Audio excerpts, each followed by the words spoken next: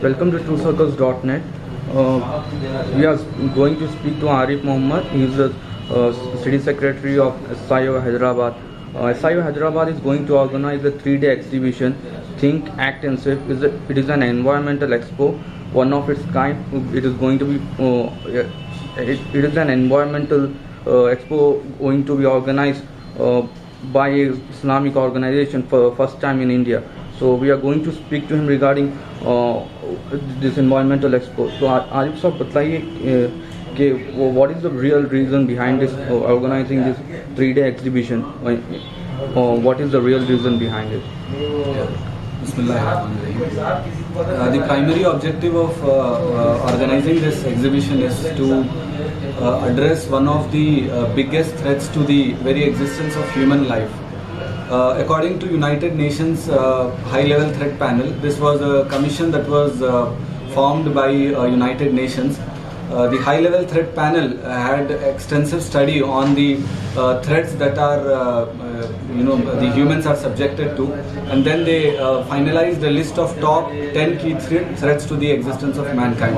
And among all of them, the environmental degradation was listed at the top. So the United Nations itself feels that the biggest issue of the humanity today is environment. So the reason behind SIO Hyderabad taking up this particular issue is to address the environmental degradation through the Islamic viewpoint. We feel that Islam provides a complete and comprehensive solution on all the human issues, human problems. Environmental degradation is one of them. So it is going to be organized in 10th, 9th and 10 December. So on these 3 days, what is going to be the program list? Yeah, the expo would be of 3 days, and it would begin with a symposium. We are trying to follow up with the NGOs and other intellectuals working on this cause. There would also be a few politicians and public representatives joining us in the event. And the event would be starting with a symposium, a seminar kind of thing, and then we would be having expo stands, slides that would be depicting our message and the Islamic viewpoint of environment. We would also be showcasing a few models which would be a kind of a practical description of what Islam thinks about environment. And the second and third day would be similar. We would have short talks, and every 2 hours we would also be screening documentaries and short films. So this is the entire program of the expo. So how SIO is campaigning to get people there at Exhibition Ground? What is your plan to attract crowds there? Our primary target, our primary audience are students. So the primary tool that we are using in this regard is we are organizing extensive lectures across campuses in the city. We have already organized lectures in almost 50 colleges in the city. Around 100 plus lectures are already delivered in the city. So we are yet to organize another 400 lectures in various campuses. So a total of 500 lectures in campuses and 100 lectures in schools would be organized by SIO as part of publicity and promotion campaign of the expo. Apart from that, we would also be putting up hoardings. We are also having a viral campaign on the social media, Facebook and Twitter. We would also be having a plantation drive in this regard in order to promote for the event. So SIO has taken up this issue, but this issue is going to be there in the minds of people just for 3 days, or are you planning to make it more further in more permanent basis in the long run? Yeah. This particular issue, though we are kickstarting it with a particular event with a 3-day exhibition, but then we also we are of the view that this issue would be taken up by SIO on a long-term basis. We would be contacting and getting in touch with the NGOs working on this cause. We would like to form a joint panel with these NGOs and then work on this cause on a long run. So you are also speaking about making eco-friendly mosque. What is that? Eco-friendly mosques, we strongly feel that while there is a whole lot of misunderstanding about Islam in the minds of non-Muslims, that Muslims do not follow tidiness and cleanliness. So in order to combat this particular viewpoint, we have brought to you the concept of eco-friendly mosque. So through this mosque we would present before the masses the power center of the Muslim society, which is indeed a mosque. So we would make a mosque, an eco-friendly mosque, by planting trees, by using the solar energy, utilizing the solar energy power. And through this, we would like to present before the society that this is what Islam thinks about environment, and this is how we can address problems of today's society. Okay, so what was the real inspiration behind SIO's this move to create an environmental event to save it, to make a campaign regarding that? So what was the inspiration behind it? There are a whole lot of statistical reports that we read every now and then in newspapers, on internet and elsewhere regarding environmental degradation.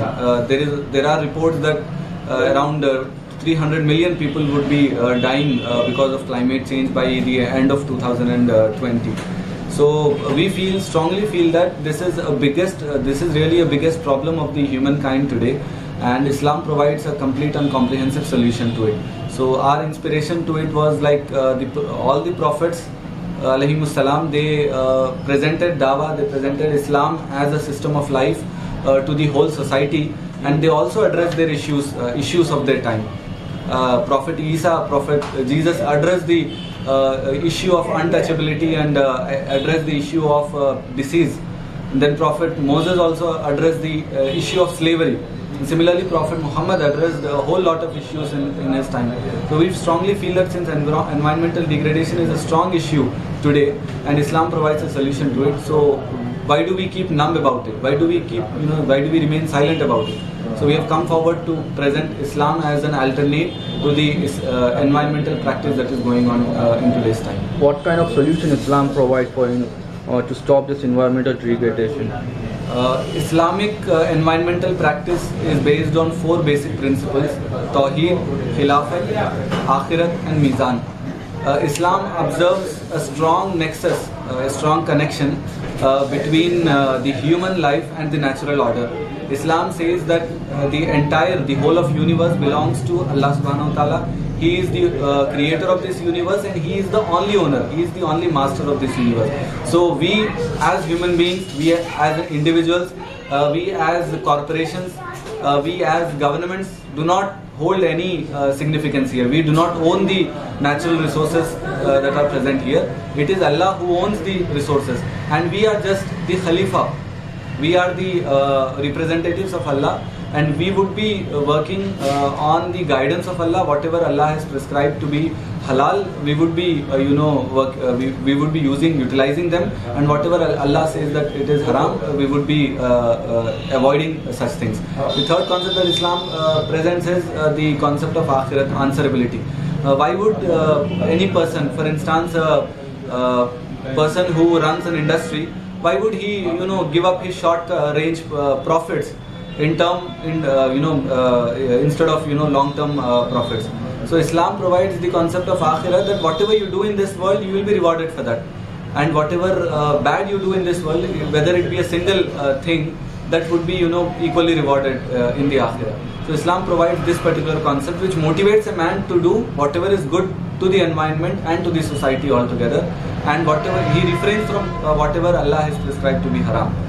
And then Islam also presents the concept of mizan, that Allah has created this universe, Allah has created us in order to utilize these resources. Whatever has been created are for the benefit of mankind, but then Allah has maintained a perfect balance in the universe, and we are requested, we are actually ordained by Allah, Allah tadghaw fil mizan, not to disturb, not to disrupt this particular balance.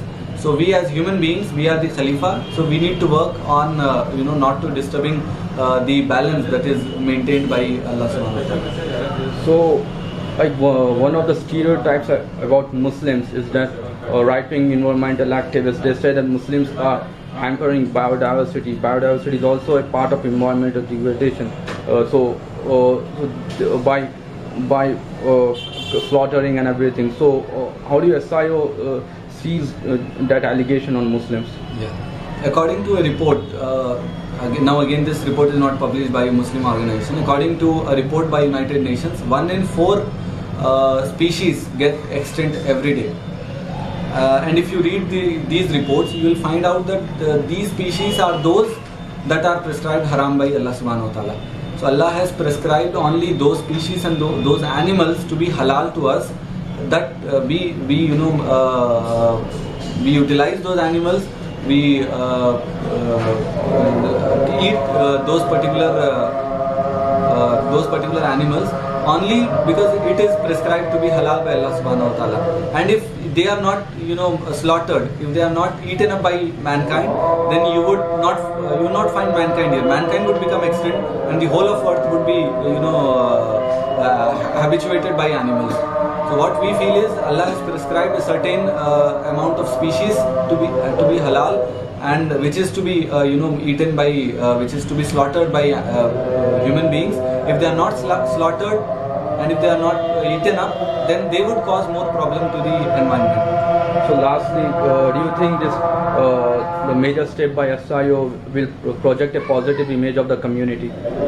Yeah, we are really looking forward to build up this particular image of Islam, that Islam is not just religion, but Islam provides a holistic concept of deen. Islam provides a holistic concept of a system of life, that it guides human kind in all aspects of life. It solves all kinds of problems that the humanity is facing today. So when Islam provides all these kind of solutions, why not Muslims come forward and put up across the world that look, this is what Islam says about your issue. Look, this is how Islam provides solution to your problems. Thank you for speaking to us.